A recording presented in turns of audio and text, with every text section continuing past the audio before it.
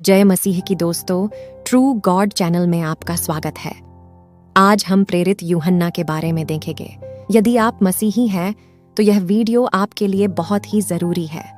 तो आइए हम शुरू करें। जब हम यूहन्ना की बात करते हैं तो कुछ लोग समझ नहीं पाते कि आखिर यह यूहन्ना कौन है। लेकिन यूहन्ना बपतिस्मा देने वाला और याकूब का भाई यूहन्ना, ये दोनों अलग अलग शख्स हैं। यूहन्ना बपतिस्मा ने कहा था कि मैं यीशु मसीह की गवाही देने आया हूँ। उसकी मृत्यु तब हुई थी जब हेरोदेस राजा के द्वारा सिर को काट दिया गया। यूहन्ना बपतिस्मा यीशु मसीह के चेलों में से नहीं था। खैर, आज हम यूहन्ना बपतिस्मा देने वाले की नहीं बल्कि उस यूहन्ना की बात करेंगे जो प्रभु यीशु मसीह के 12 चेलों में से एक था, जिससे यीशु मसीह प्रेम रखते थे, और वह जब्ती स्लोमी का पुत्र था। यह वही यूहन्ना है जिसकी माँ अपने दोनों पुत्र याकूब और यूहन्ना को यीशु मसीह के राज्य में दाएं बाएं बिठाने के लिए कह रही थी। यह वही यूहन्ना है जब एहलिया और मूसा के प्रकट होते समय यीशु मसीह का रूपांतरण देखने का सौभाग्य प्राप्त हुआ था। यह चेलों में सबसे छोटा चेला था जो जवान था, लेकिन समय के अनुसार परिपक्वता में बढ़ता गया और बाइबल की 5 किताब को लिखा। पहला यूहन्ना रचित सुसमाचार और 3 छोटी पत्रियां, पहला यूहन्ना, दूसरा यूहन्ना, तीसरा यूहन्ना और प्रकाशित वाक्य की पुस्तक को भी लिखा, जिसमें यीशु मसीह के बड़े दर्शन में महान रहस्य है जिसे आम विश्वासी को समझना मुश्किल है। जब यूहन्ना और उसका भाई याकूब पहली बार मसीह के पास आए तो उनका नाम गर्जन के पुत्र रखा गया। उसके परिपक्व होने के साथ ही 12 प्रेरितों में उसका महत्व बढ़ता चला गया और क्रूसीकरण के पश्चात वह पतरस के साथ सेवा की और अंत में उसे रोमियों के द्वारा पतमुस द्वीप पर निर्वासित कर दिया गया, जहां उसने परमेश्वर से अद्भुत भरे दर्शनों को प्राप्त किया, जिनमें प्रकाशित वाक्य की पुस्तक भी सम्मिलित है।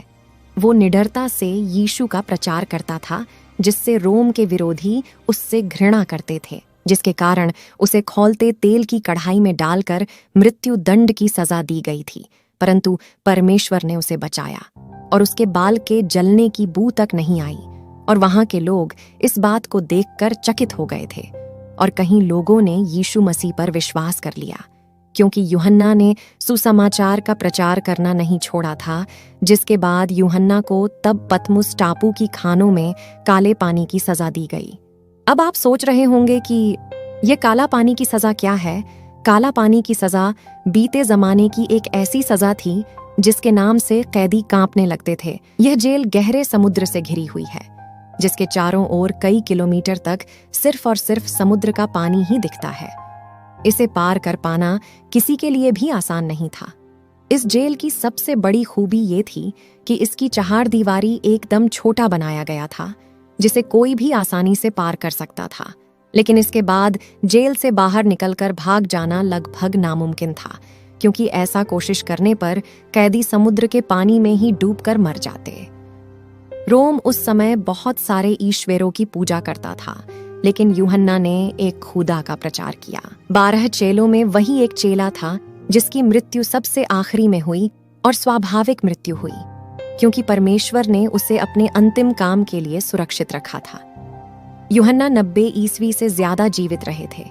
यूहन्ना का जीवन दुख भरा तो था, लेकिन अंतिम सांस तक कलीसिया के लिए एक आदर्श जीवन जीकर खुदा के पास चला गया, और उसने काले पानी की कठोर सजा को सहा। तो दोस्तों, आप समझ गए होंगे कि प्रभु जब अपने लिए किसी चुनता है तो उसे दुख सहकर भी खराई से अपने पीछे चलने की ताकत देता है और मृत्यु के डर को दूर करता है।